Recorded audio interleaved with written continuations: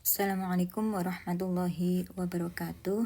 Alhamdulillah pada kesempatan kali ini kita bisa melanjutkan materi untuk kereaktifan senyawa anorganik topik oksidasi reduksi. Sebelumnya kalian sudah mereview atau kita sudah mereview bersama ya kembali tentang dasar-dasar yang ada dalam prinsip oksidasi dan reduksi dan bagaimana menyetarakan ini kemarin tugas yang bersama ya di dalam grup adalah menyetarakan persamaan reaksi oksidasi dan reduksi pada kondisi asam dan basa dengan pendekatan setengah reaksi ya. Oke. Nah, sekarang di ini selanjutnya kita akan ke potensial reduksi standarnya. Potensial reduksi standar itu apa? Tentu kalian sudah sering melihat ini yang simbolnya adalah E0, itu adalah nilai termodinamika yang digunakan untuk menentukan kekuatan daripada oksidasi dan reduksi.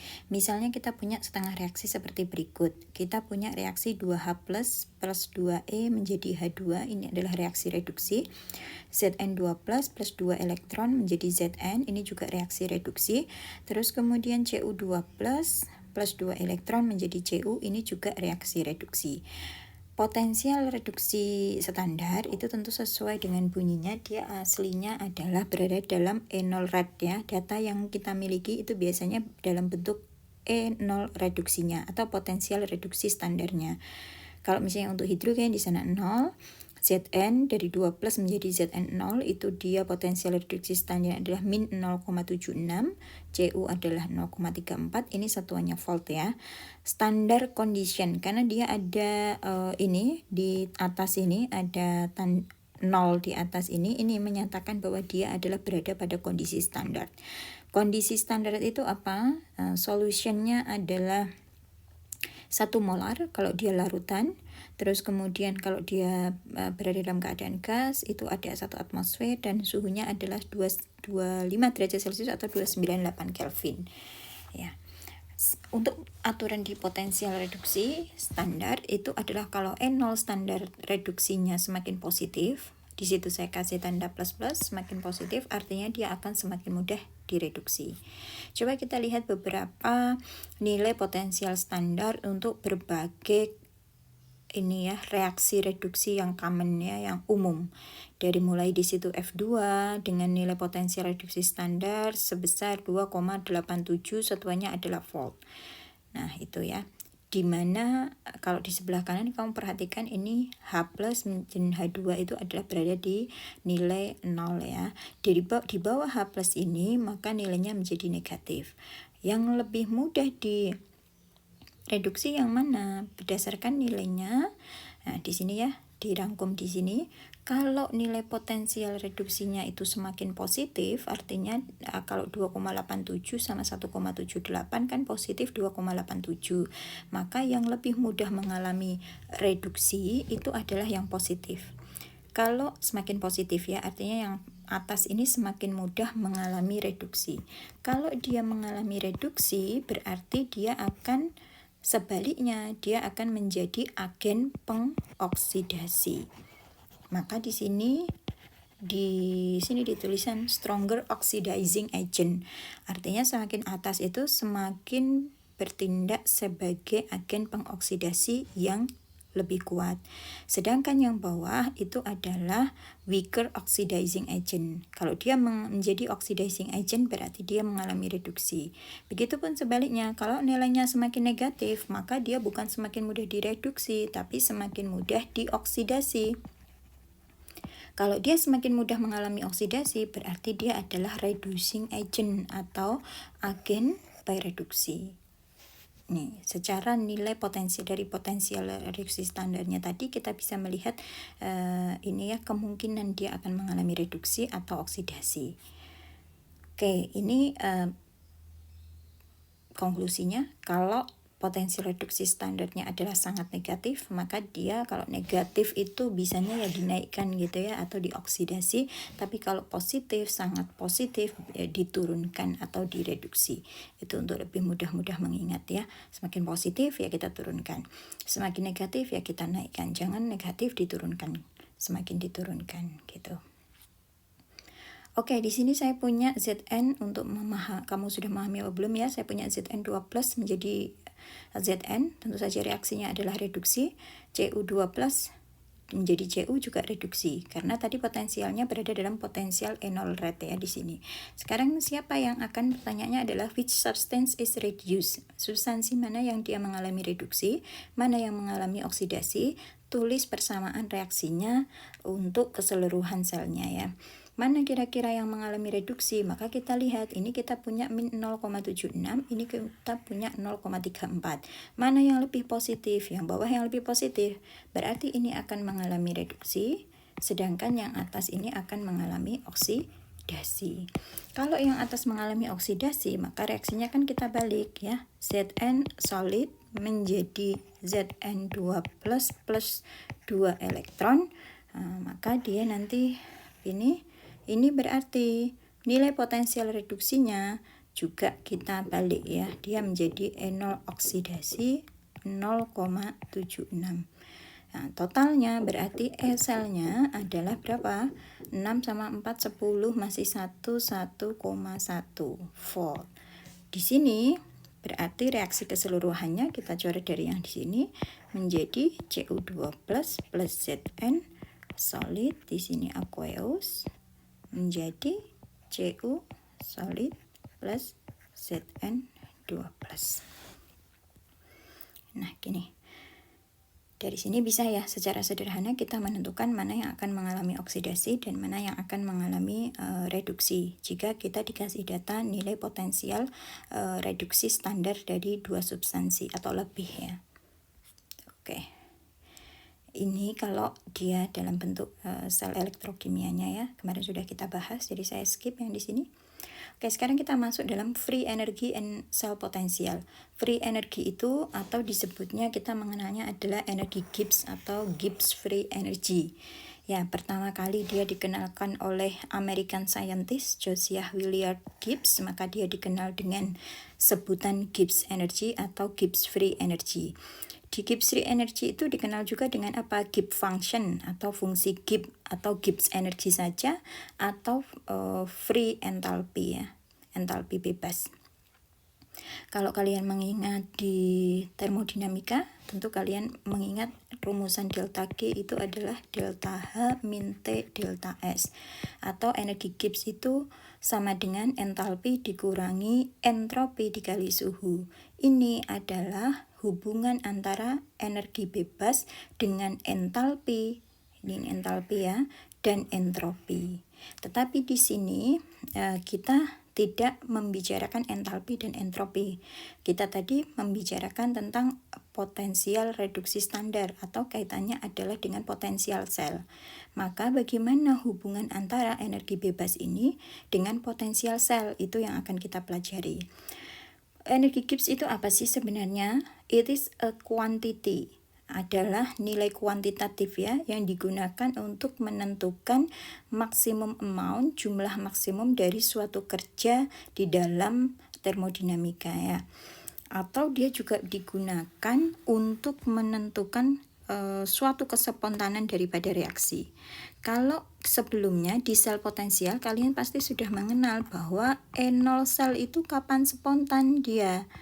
Dia spontan saat E0 selnya adalah lebih besar dari 0 atau nilainya positif. Sekarang kalau misalnya kita lihat dari energi Gibbs, kapan dia spontan? Nah, itu juga ada hubungannya ya. Coba kita lihat hubungannya dulu. Di sini key poinnya adalah in a galvanic cell, di dalam sel galvanik, the Gibbs free energy is related to the potential. Jadi dia berhubungan dengan potensial sel. Hubungannya bagaimana di sini ya? Kalian bisa note di sini. Delta G standar sel sama dengan min NFE. Delta G itu artinya energi Gibbs tadi karena ada tanda bulat di atas ini berarti dia artinya adalah standar atau pada kondisi standar. N-nya ini apa? N-nya ini adalah mol elektron yang terlibat. Elektron yang terlibat pada reaksi selnya tadi. Ada berapa mol elektron yang terlibat? F-nya itu adalah Faraday ya, tetapan Faraday 96500 ya. Terus kemudian E standar selnya ini adalah nilai potensial selnya tadi yang kita jumlahkan dari nilai potensial reduksi ditambah potensial oksidasi. Gitu. Syarat kespontanannya bagaimana? Jika E0 sel lebih besar dari 0, maka proses ini berjalan spontan ya. Jika E0 sel kurang dari 0, maka prosesnya berjalan non spontan. Artinya kalau E selnya lebih besar dari 0, kalau kita lihat dari delta G standarnya, maka kan min NFE. E-nya harus positif, lebih besar dari 0, berarti delta G-nya apa? Negatif. Kalau non spontan, E-nya lebih kecil dari 0, minus berarti dia positif. Berarti syarat kespontanan itu bisa kita lihat juga dari nilai delta G-nya. Bagaimana Bu? Berarti delta G negatif itu adalah spontan. Kalau delta G positif itu berarti dia non spontan reaksinya. Nah, nanti di sini kamu learning objektifnya adalah bisa menghitung perubahan energi bebas untuk reaksi elektrokimia ya, atau sel elektrokimia, dan mendiskusikan its implication atau implikasinya, apakah pada reaksi redox tadi berdasarkan nilai delta G-nya dia spontan apa enggak. Ya, itu. Oke, ini ada sedikit lagi adalah hubungan antara tadi kan delta G sama E-nya kan sudah ya, dengan K. Dengan nilai K ini adalah konstanta kesetimbangan ya. Kita tahu tadi sudah kita bahas bahwa delta G sama dengan min NFE. Kenapa di sini Z Bu ya? Beberapa di textbook itu dia menulisnya dengan Z, tapi tetap sama ya. Itu adalah jumlah mol elektron yang terlibat. Nah, K itu kan equilibrium constant ya, atau tetapan kesetimbangan. Ketetapan kesetimbangan itu kalau kamu ingat lagi delta G tadi kan rumusnya ada delta G sama dengan, jadi delta G ini rumusnya banyak ya, TKT standar tadi adalah delta H min T delta S.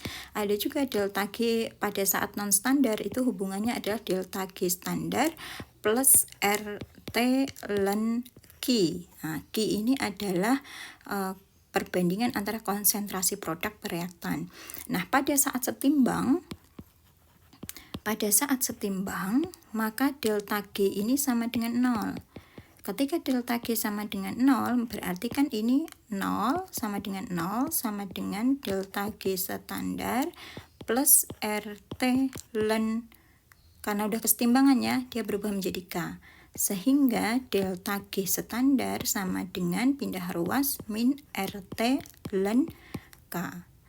Karena tadi kita tahu bahwa delta G itu adalah min NFE standar, jadi nanti kalau di suatu reaksi itu potensial sel, ditanyanya adalah tetapan kesetimbangan atau K yang lain, bukan maksudnya kesetimbangan pembentukan atau kesetimbangan apa, itu berarti hubungan daripada reaksinya adalah ini, min NFE standar sama dengan min RT ln K.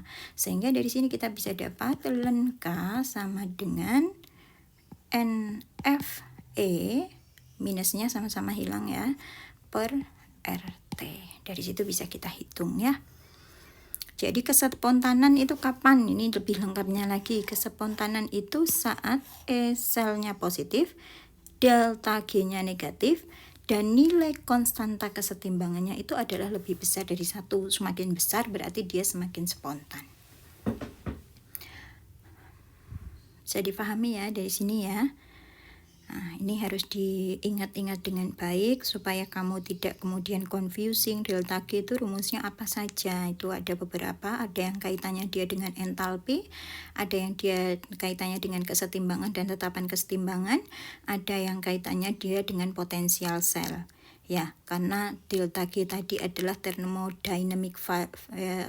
nilai termodinamika yang digunakan untuk menentukan kespontanan tadi ya.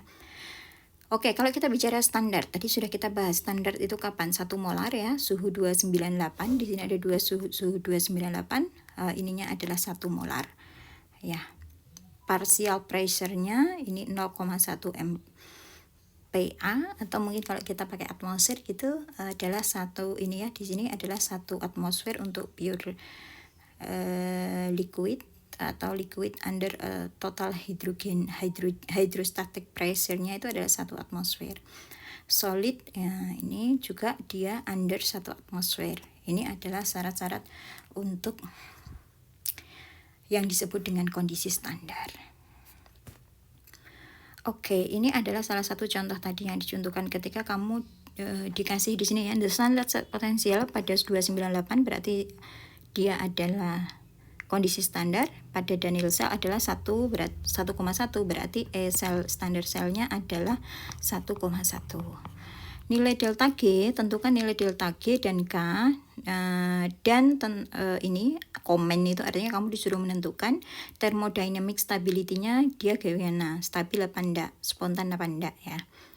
Stabil dan spontan itu ukurannya sama, delta G lebih kecil dari 0. Nah, oke, dari reaksi ini berarti kan kalau Faraday itu kan tetap ya. Terus berarti kita masuk ke persamaan reaksi tadi, delta G sama dengan min NFE. Dari E-nya dari mana? ZFE atau NFE, E-nya dari mana? Dari reaksinya. Maka reaksinya kita buat dulu. Kalau antara Zn dengan Cu ini kan 2 elektron yang terlibat, maka di sini dimasukkan 2. Faraday-nya 96500 atau lebih presisinya adalah 96485. Terus kemudian ini dikali E0 selnya tadi, maka kita akan ketemu dia sekian joule per mol ya, atau bisa kita buat menjadi kilojoule dengan dibagi 1000 ya, 212,2 berarti 267. Ini kita sudah dapat delta G-nya. Lenkanya kan delta G min RT sama dengan delta G-nya ketemu per R-nya suhunya adalah 298, R-nya kita pakai 8,314 ya, bukan 0,082 ya. Tapi 8,314 karena di sini satuannya adalah hubungannya dengan kilojoule ya, dengan joule. Kan kalau 0,082 itu atmosfer liter per mol K.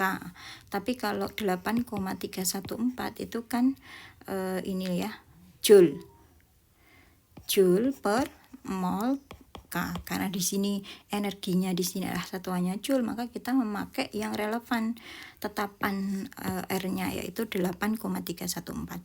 Dari sini didapatkan Lenk-nya 85,6, anti-Len-nya berarti K-nya adalah 1,45 kali 10 pangkat 37. Kalau kita lihat dari nilai Lenk, kalau nilai K-nya positif apa negatif?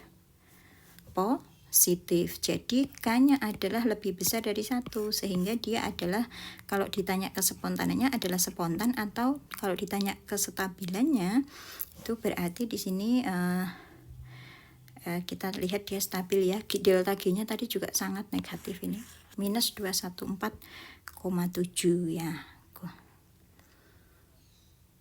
Secara termodinamika ini akan terjadi, atau di sini bahasanya adalah thermodynamically favorable reaction, reaksi yang favorable secara termodinamika.